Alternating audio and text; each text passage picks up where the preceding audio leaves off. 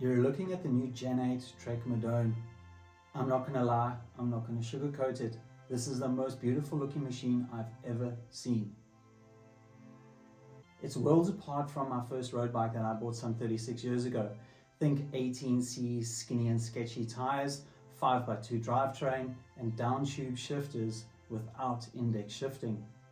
Jumping onto this modern day superbike, I'm very grateful for two things. One, that I don't race anymore because it's so fast I'd have no excuses for getting dropped. And two, that I didn't have to rip a hole in my bank account to experience it. My name is Miles Kelsey, and in this video I'm going to run through the features of the new Trek Gen 8 Madone. I'm going to tell you what it's like to ride Trek's new Formula One bicycle. And I'm going to give you some buying advice for anyone looking at the range of the new Gen 8 Trek Madone.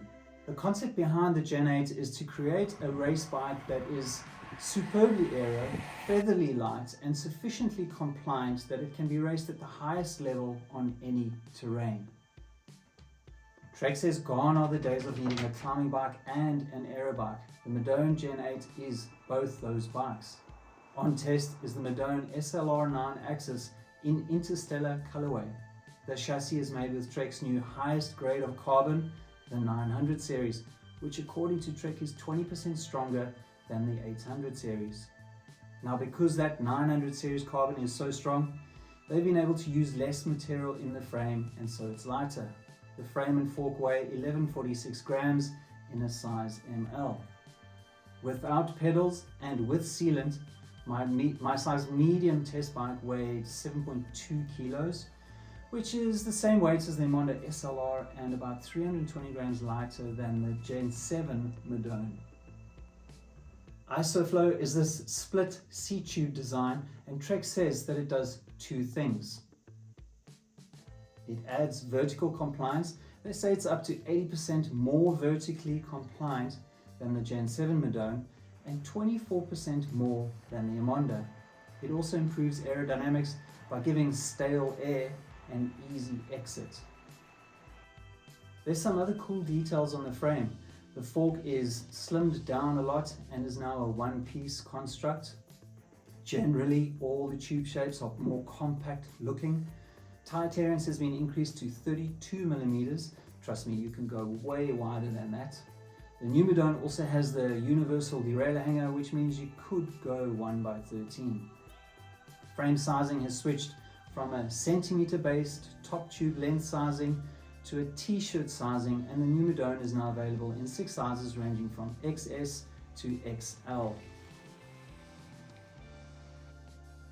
Now, Trek says the key to matching the aero performance of the deeper tubed and heavier Gen 7 Madone is the new one-piece cockpit and aero bottles, which are standard items on the SLR model.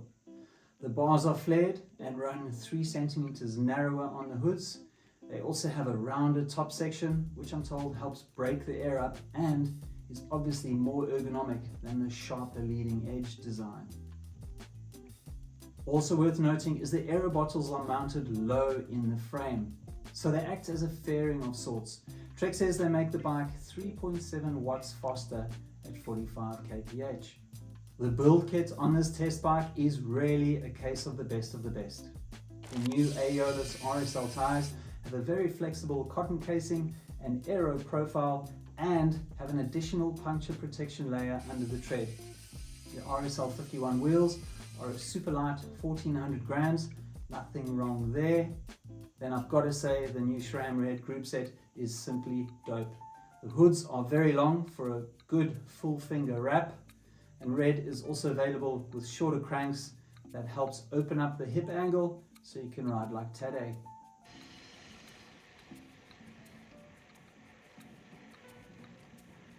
Now, most of my test riding is along the Atlantic seaboard of the Cape Peninsula, and the terrain is pretty mixed. There's a bit of smooth and rougher tarmac sections, rolling climbs, punchy climbs, including a section of 12% gradient, with some epic downhills, and there's almost always a bit of wind in the mix to spice things up.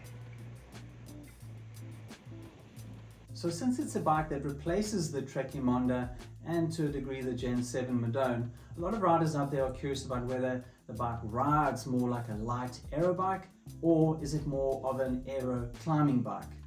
The answer, I felt it most definitely rides like a light aero bike, and that's probably due in part to the deep section wheels and the one-piece aero bar on this model.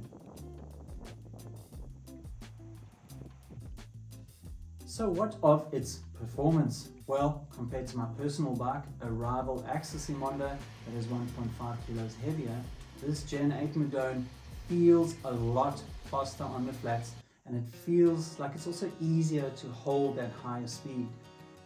Accelerations are definitely less taxing. The Madone responds instantly when jumping on the gas, out of corners, from inside a bunch, or rolling from a standstill. On climbs, I felt like I was marginally faster than my Imonda, but when things got steep, it does feel like it's easier to keep the cadence and tempo on the Madone. There's just less effort required to keep rolling. So I generally have a distaste for one-piece cockpits, one-piece aero bar and stems, but by the third ride on this bike, I was totally hooked. It's solid, comfy, and feels nice and stiff. Best of all, the tops have less of a sharp edge to them, and they are angled backwards, which creates a very natural and easy angle on your wrists. Word of advice, when you first move to narrow bars, you might feel a little unstable, a little bit sketchy at times, but you will get into it. By your second or third ride, you'll be fully accustomed to the narrower setup. Regarding the general stiffness and efficiency of the bike, you'll definitely feel the BB area is solid. Some of that feel is from the carbon cranks and some from the tube shapes, and I guess some from the 900 series carbon. As for the vertical compliance of the ISO flow, look, there's many factors at play here, and I couldn't say for real if it's more compliant than my Imonda, but one thing is for sure, be it the saddle, the frame, or the tires, this Madone I tested is very comfortable, especially on long seated climbs. Another thing I noticed is when climbing the bike, I didn't feel the need to get out of the saddle much. It's just a very comfy climber. The SRAM Red Groupset is faultless. It has incredible shifting speed and precision. The longer hoods are amazing, very, very comfortable. In fact, the hood size and shape is one of my favorite items on the bike. The Aeolus RSL 51 wheels are incredibly fast and are a little less catchy in gusts than what I expected. Now, there's been much talk of these aero bottles. I actually love them. They slide in and out quite easily, and they're honestly not traumatic to live with. I figure if you're paying for them, you may as well use them on every ride and enjoy the sleek look and slight aero advantage they offer. Oh yeah, if anyone is wondering, I'm 1.74 meters tall. I ride a size 54 Imonda, and this test bike is a size medium. And the transitioning from a 54 Imonda to the size medium Madone, it was seamless. Fits perfectly. On sizing, something you might want to consider is there's a little extra reach in the red hoods, which allows you to run your hands a little further forward. This may or may not impact your ideal stem length. Kind of depends how you position your hands on the hoods though. Just something to be aware of. As for the value proposition of this bike, the truth is it's hellish expensive, like north of 300k. Now, part of me says it's totally insane to buy this top-end model, and another part says, well, it's a superbike raced by the best in the world and is one of the absolute best bikes on the market. In car terms, it's kind of the equivalent of buying Max Verstappen's F1 race car. And so maybe, just maybe, it's not actually so pricey. On one test ride, someone asked me, as a percentage on your normal rides, how much faster are you on the Madone compared to your personal bike, your Imonda? It had me thinking, so without any schoolboy science experiments done, I figured an accurate answer is that I'm less than 5% faster on the Madone. That's my usual rides. Racing, however, would be a different story. That's when every gram really matters, especially in those decisive moments or in the final 20% of the race, once deep fatigue has settled in. In fact, if I was still a racing snake, I think I'd be more than 5% faster on the Madone. And I've no doubt the mental advantage would also be huge. In summary, I guess there's really two takeouts when it comes to buying advice. If you have the wherewithal, then first off, congratulations to you, and hey, why not spoil yourself and roll around on the sexiest machine ever? The second is, if you are looking for the best buy, I'd say the rival AXS equipped model, that's the Madone SL6, is perhaps it. It's less than half the price and only carries an extra 271 grams on the chassis. And that's pretty much what this juicy Woolworths orange weighs, 270 grams. The Gen 8 Madone is built for riders seeking one super fast race bike, and it's so sick to ride. If you can afford a high-end superbike, then put the Madone on your list. Don't forget, we've got a detailed review on our site for you. Drop any questions or observations in the comments for us, and thanks for watching. Enjoy your ride.